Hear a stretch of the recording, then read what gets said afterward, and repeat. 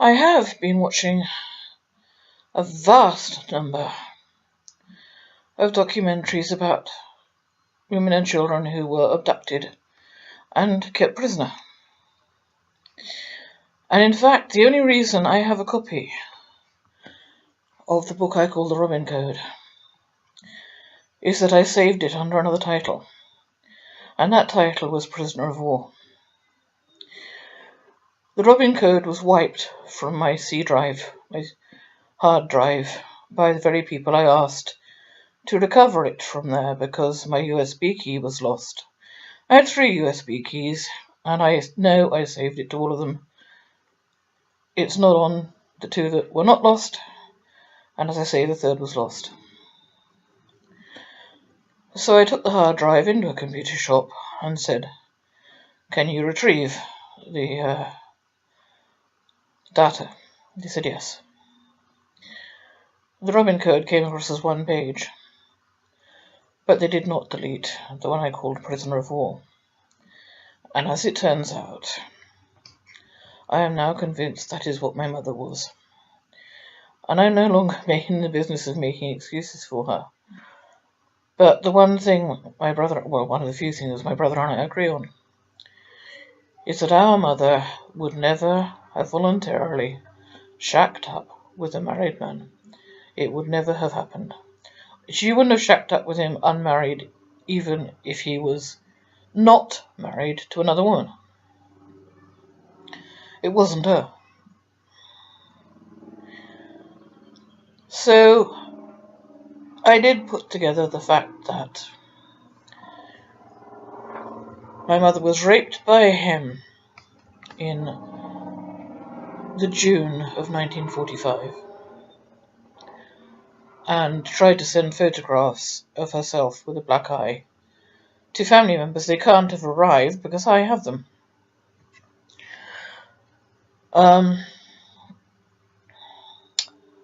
Then there was a letter from my father to my mother.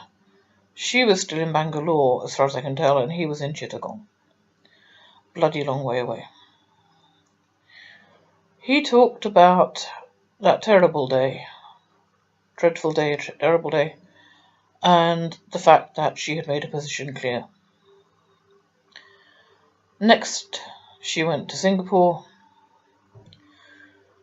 in her role as a Red Cross nurse to be present at the liberation of Changi and to witness the Japanese surrender. And she went to mainland Malaya as well. Lo and behold, my father turns up in both of those places. Even as a child, I was curious about the fact that they were always posted to the same places. And my father tried to write it off as some kind of a fate. And my mother never commented. I concluded a long time ago that he was following her. Now what threw me was the fact that at some point they spent time together in the salon. And the only point I can fit that in is between January 1946 and July 1946, after they had both left Malaya and Singapore. He had presumably been demobbed. The dates he gave were, I think, between the January 25th and the 10th of February for that. And she, on the 14th of January, boarded the MS Seaberjack troop ship.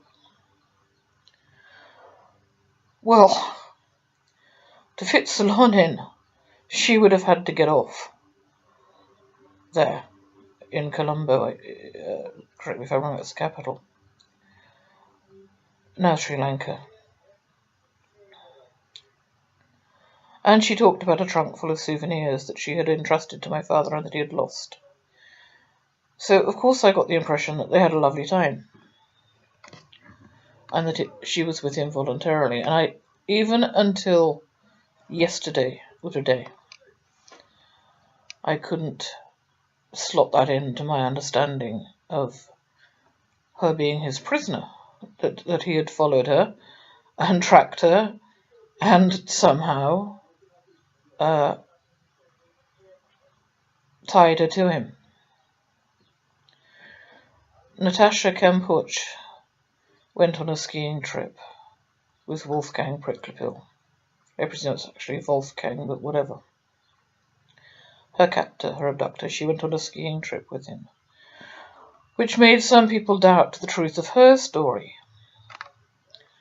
But when you see it enacted, you understand that she didn't have a real chance to escape. She was too much in fear of her captor to try. And in fact, if the film version is correct, she did make one attempt and she was completely ignored, which was what she was afraid would happen.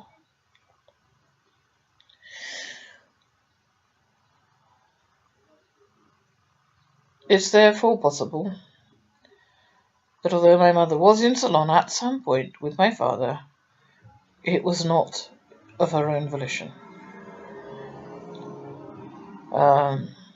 The trunk of souvenirs certainly sounds as if she was on holiday. But who knows what Natasha Kampusch took back from her skiing trip.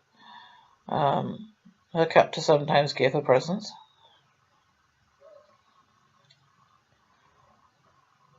Then, after this gap, this 6-month gap, which I assume is the time that they were in Ceylon, they turn up in Piccadilly, and I've talked and talked and talked about that photo. And whatever anyone wants to make of it, they are not happy in that photo. She's staring at the ground, and he looks really worried. Worried, stressed, harassed, annoyed. She was wearing a hat which followed her everywhere she went for the rest of her life, and wound up in tissue paper in a hat box in our attic. And she told me she hated hats. However, when she finally married my father in 1978, she wore a hat. I am back with my original impression that that was supposed to be their wedding day. That day in July 1946 in Piccadilly. I don't know how much space I've got left on here. By that time she had already given birth in the name of Amelia Noyes, not Rosemary Noyes, and I believe that that was arranged by her brother. I should have to come to that separately. He was in a position to make that arrangement, but let's put it that way. The baby died at something like 10 weeks. Now, I'm being enlightened in all kinds of ways. In America today, it's not uncommon for rape victims to be forced to marry their rapists. And I believe that my mother's brother would have said, you have to marry this man. And it was supposed to happen, as I say, on that day, whether it was the 11th of July, as my father said, or whatever, in July 1946. It was supposed to happen that day. And what I imagine went wrong is that it was discovered at some point on that day that my father already had a wife who was about to give birth. In the next 11 days, she gave birth.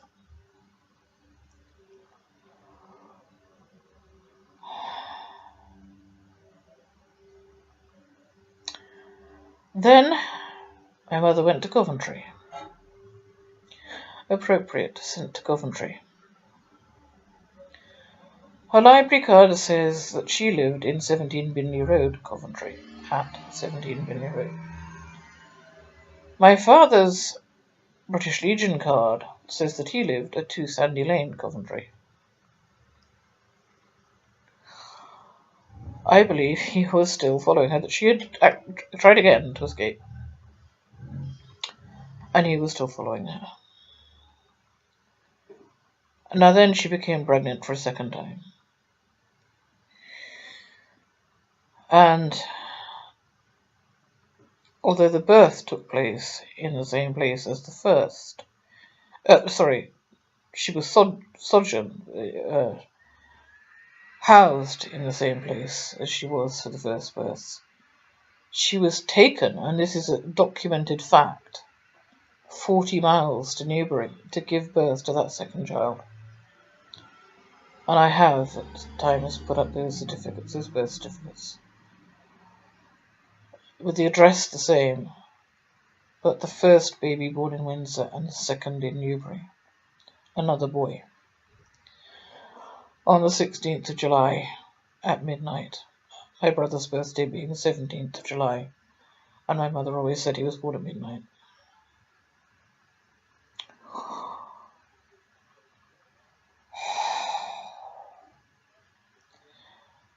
Now, she did follow my father to Australia.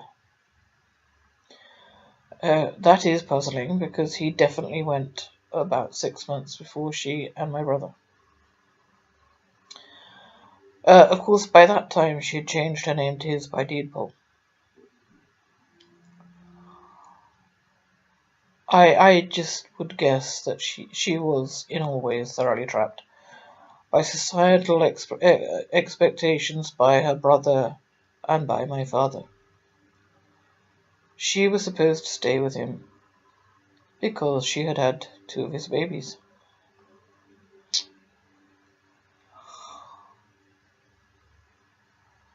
And by that time, in my view, she had Stockholm Syndrome well and truly.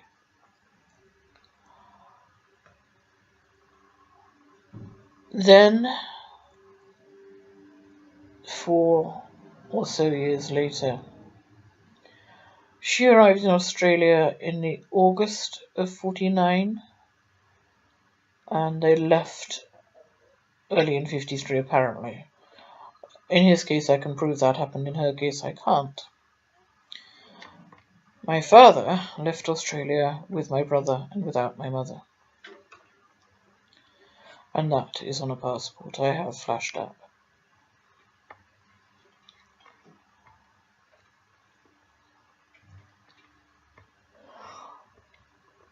I don't know, although I have expressed suspicions as to how and when. I don't know exactly when my mother got back from Australia, or caught up with my father and brother. She wouldn't have let Michael go, that is an absolute certainty. She thought the world of Michael.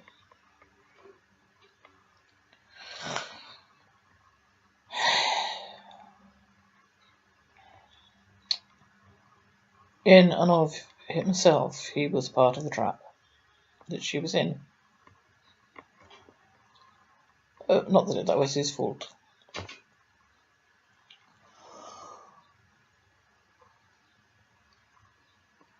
And my brother is also adamant that my mother was unwilling in the sex department.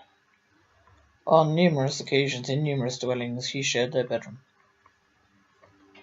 as I did later, although by then we were in a 3-bedroom house. And apparently we were in a 3-bedroom house before that, the old bungalow in Southampton, which is right on the outskirts of what was then a town and is now of course a city. There were 3 bedrooms, but I only remember one of them, and that was my parents'.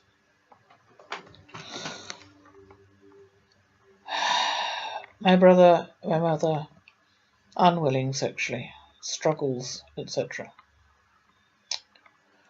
Now, if that had been the case throughout, and we're now talking something like 9 years after she first met him, I'm wondering how she managed to avoid conception between my brother's birth and mine, if I'm hers.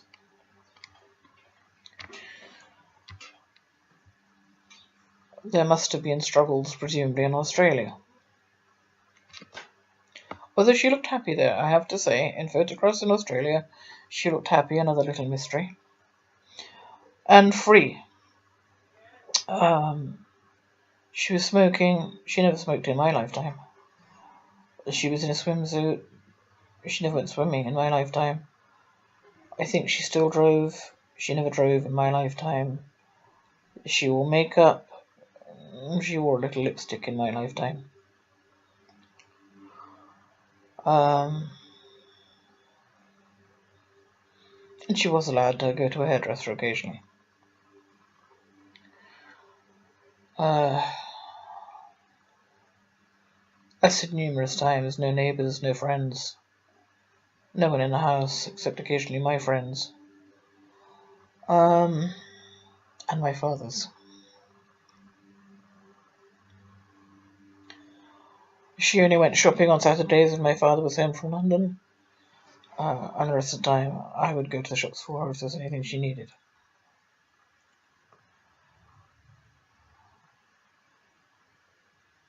I believe that my mother was my father's prisoner for, I think I'd previously said 50 years, from 1945 to 1989 when he killed her. She was his prisoner.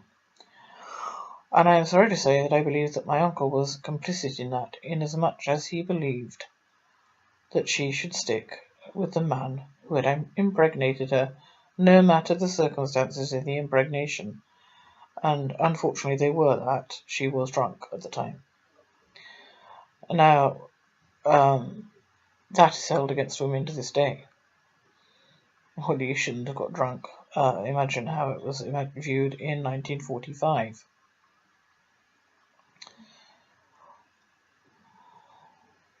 I think Prisoner of War was the correct title for my book, and I'm very lucky that I saved it under that title as well as its original, because it came across intact, whereas the other was deleted by page 1, and not by me.